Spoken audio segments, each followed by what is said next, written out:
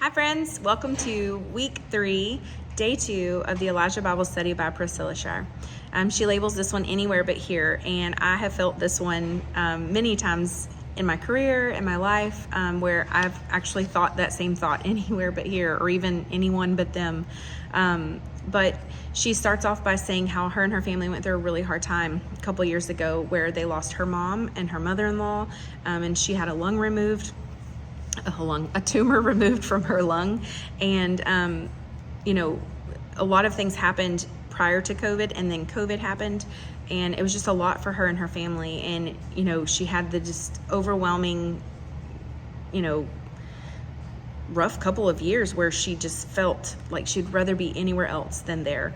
And so she compares this to Elijah and how God is now sending him to Zarephath. I don't even know if I'm saying that right, but in 1 Kings 17:9, he says, "Arise, go to Zarephath, which belongs to Sidon, and stay there."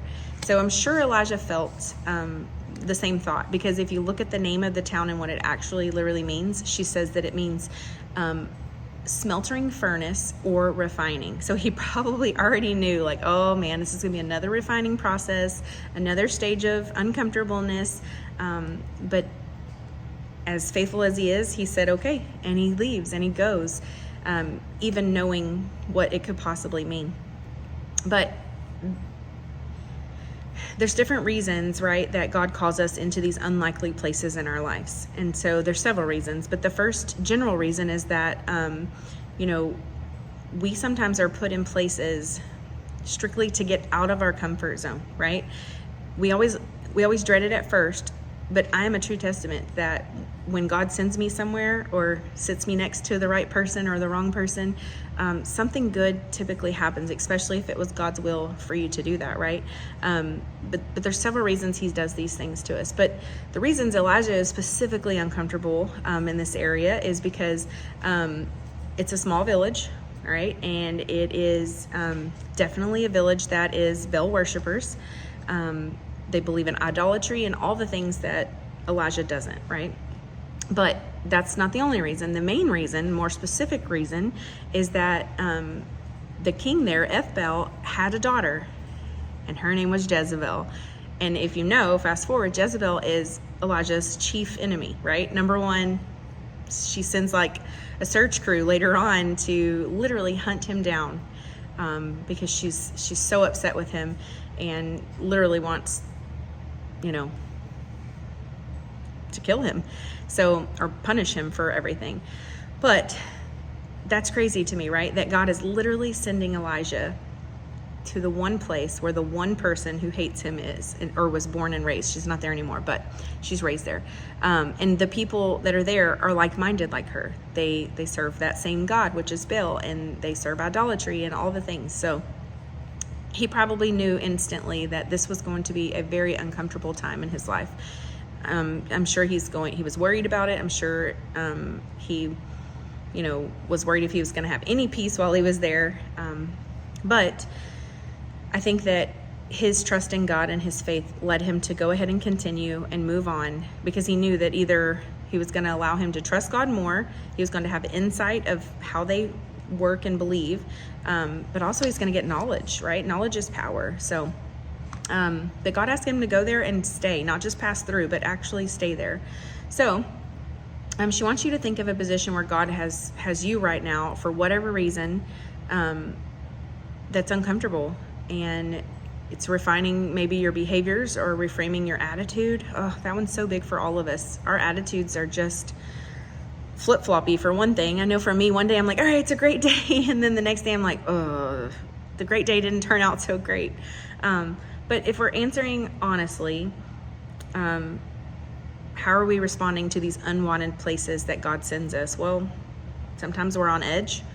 Sometimes we're hopeful that it's going to be great. Sometimes we're discouraged and discontent.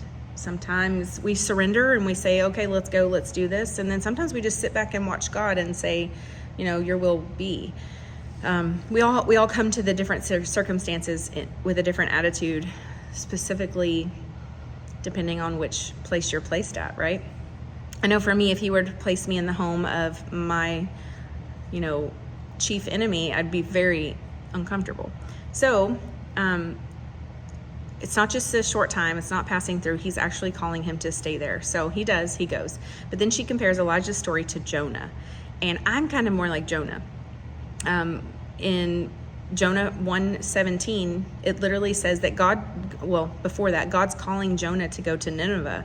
And it's the same kind of place, kind of situation. These people are very similar to where Jezebel comes from. And so Jonah refuses. He doesn't want to go, but he finds himself in the belly of a fish. And, you have two responses to God when he calls you. You can resist or you can surrender. And these divine disruptions, you can either resist or surrender, either in your attitude or in action. But those are the two options you have: resist or surrender. And we can either listen and doubt him and question him, have bitterness. But I can tell you, if we do those things, we will miss the learnings that God has for us. He wants to teach us something, whether it be in a new location or stay where you are, or a place that you just really don't want to go. But if you choose to resist, you're going to miss the message, miss what you were supposed to learn. Or you can stay there, go where he's called you and stay there. And then this is the place where, he's going to take us from that discomfort.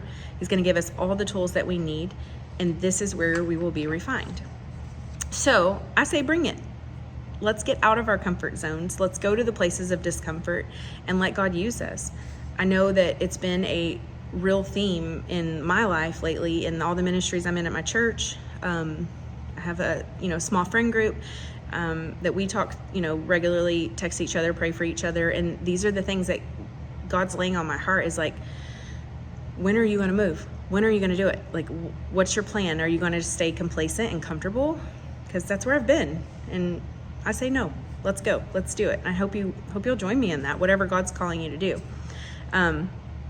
But the Lord is preparing us to help us with godly maturity, relational wisdom, depth of our characters, compassion for others, courage in the face of adversity is a big one, spiritual openness. You don't think of that, but we're really shy sometimes when it comes to our spiritual relationship with God or religion in general. We always worry about what other people think, and so we hold back our feelings, right? But just being open to that and giving us, preparedness, giving us all the tools. So the place that you're in matters.